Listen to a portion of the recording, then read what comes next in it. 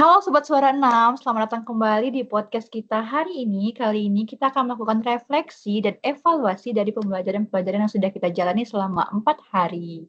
Kita akan bahas nih satu persatu materi apa, nilai yang bisa kita ambil, dan bagaimana sih penerapannya di kehidupan sehari-hari. Tentunya bersama saya Titania Aurel dan rekan-rekan saya ada Kak Gali, Kak Nanda, Kak Tiur, dan Kak Uli. Apa kabar semuanya? Baik ya. Baik. Lama lagi, langsung saja kita mulai ke topik yang pertama nih. Dimulai dari Kak Uli. Menurut Kak Uli nih, di pembelajaran hari pertama tentang fungsi dan pentingnya wawasan kebangsaan, apa sih refleksi yang bisa kita dapatkan? Oke, makasih Tania. Kalau sebagai ASN di Kementerian PU ya, saya memahami bahwa pembangunan infrastruktur itu bukan cuma wujud pembangunan fisik, tapi juga sarana memperkuat persatuan dan pemerataan pembangunan. Hari pertama kemarin tuh kita kan belajar tentang fungsi wawasan kebangsaan dan nilai bela negara. Ada materi wawasan kebangsaan itu mengingatkan saya bahwa setiap proyek harus berpijak pada semangat kebangsaan, menghubungkan wilayah, mempererat masyarakat, dan menjaga keutuhan NKRI. Terus dari kesadaran bela negara sendiri itu saya juga belajar bahwa bela negara dapat diwujudkan melalui disiplin kerja, integritas, dan pelayanan yang profesional. Tugas kita ini sebagai ASN memastikan setiap infrastruktur memberikan manfaat nyata bagi seluruh masyarakat. Untuk implementasi sistem administrasi NKRI sendiri juga menegaskan pentingnya tata kelola yang transparan, akuntabel, dan berbasis teknologi. Pembaruan SOP, koordinasi yang baik, dan digitalisasi administrasi menjadi kunci pelayanan publik yang efektif. Nah, pembelajaran kemarin ini kita bisa memperkuat komitmen untuk bekerja lebih profesional tentunya, melayani dengan sepenuh hati dan menjadikan setiap langkah pembangunan kita sebagai bentuk nyata bela negara. Itu sih Tania menurut saya. Oke, keren banget sih. Menarik sekali apa yang disampaikan Kak Uli. Kalau menurut Kak Galih nih, gimana pandangan Kak Galih terhadap evaluasi tersebut? Silahkan.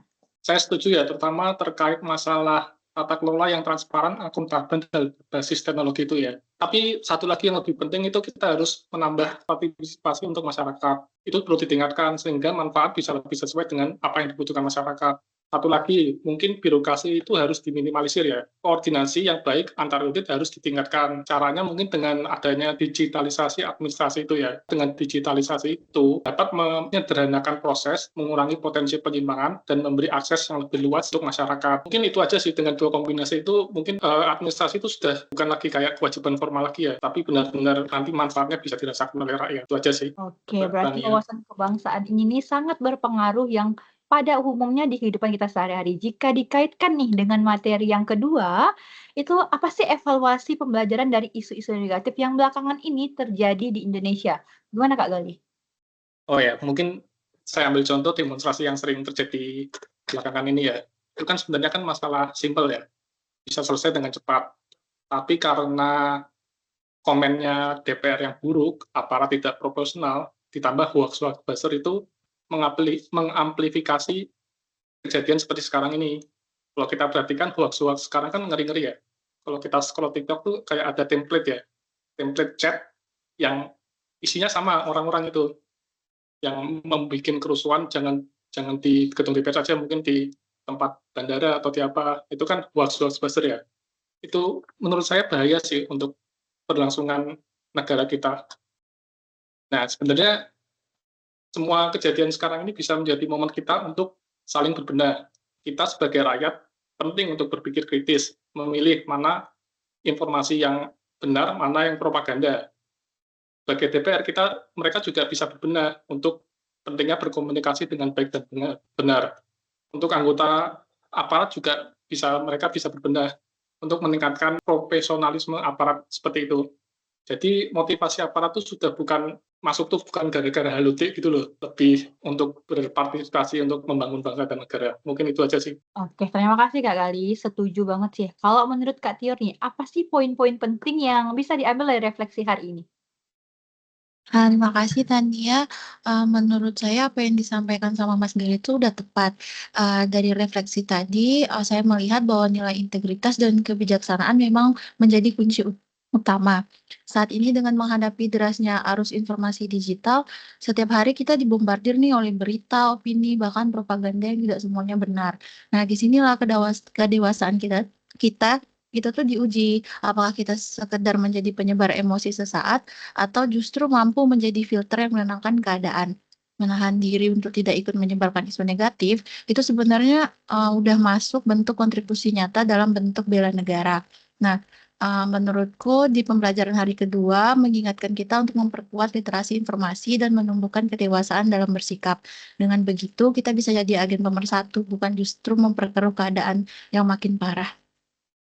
Wih, keren-keren banget jawaban dari rekan-rekanku sehari ini nih. Dari maraknya isu-isu yang terjadi di Indonesia, otomatis kan algoritma ini kan berubah-ubah, bisa jadi negatif, bisa jadi positif, tapi saat ini kebanyakan negatifnya. Menurut Kak Tiur, gimana sih evaluasi algoritma kebangsaan ini menurut Kak Tiur? Ini masuk ke materi hari ketiga ya.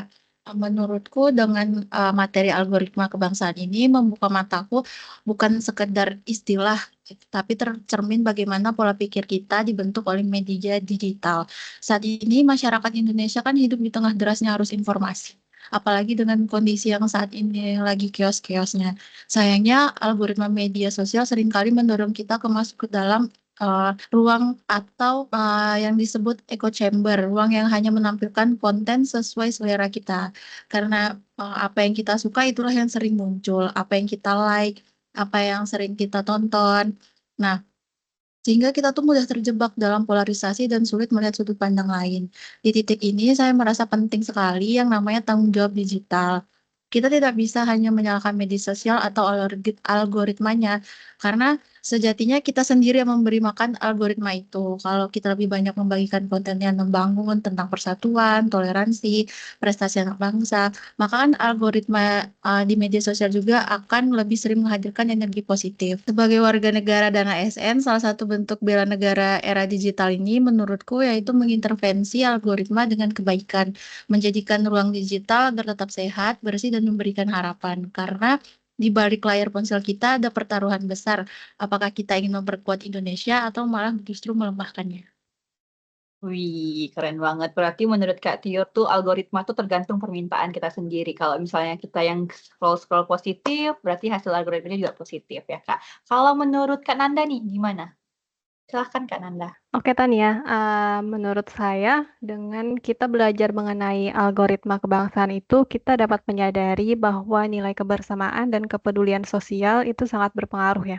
Contohnya misal jari-jari dan mulut yang kita gunakan untuk menggunakan sosial media, untuk berkomentar, untuk membagikan media, bisa jadi salah satu penentu arah bangsa. Sehingga kita harus berhati-hati agar tidak menciptakan algoritma yang negatif, melainkan kita harus menggunakan jari dan mulut kita tersebut untuk berfokus demi membangun algoritma positif. Contohnya, misal kalau kita kaitkan dengan bela negara, terutama bela negara di era digital, salah satunya adalah bagaimana kita bisa mendisiplinkan jari dan pikiran kita agar tidak ikut menambah keruhnya ruang publik. Oke, lagi-lagi berarti tergantung pada diri kita nih. Kita mau buat algoritma itu menjadi positif ataupun negatif. Jadi kita sangat berperan penting untuk mengubah algoritma melalui media sosial. Menurut Kak Nanda lagi nih, isu-isu yang beredar di Indonesia saat ini kebanyakan kan isu negatif.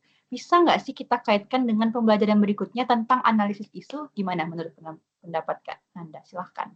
Tentu bisa, Tania. Kan hari keempat kita mempelajari bagaimana cara menentukan isu mana yang harus kita fokuskan untuk memperbaiki isu tersebut. Karena setiap isu yang kita temukan belum tentu punya urgensi yang sama.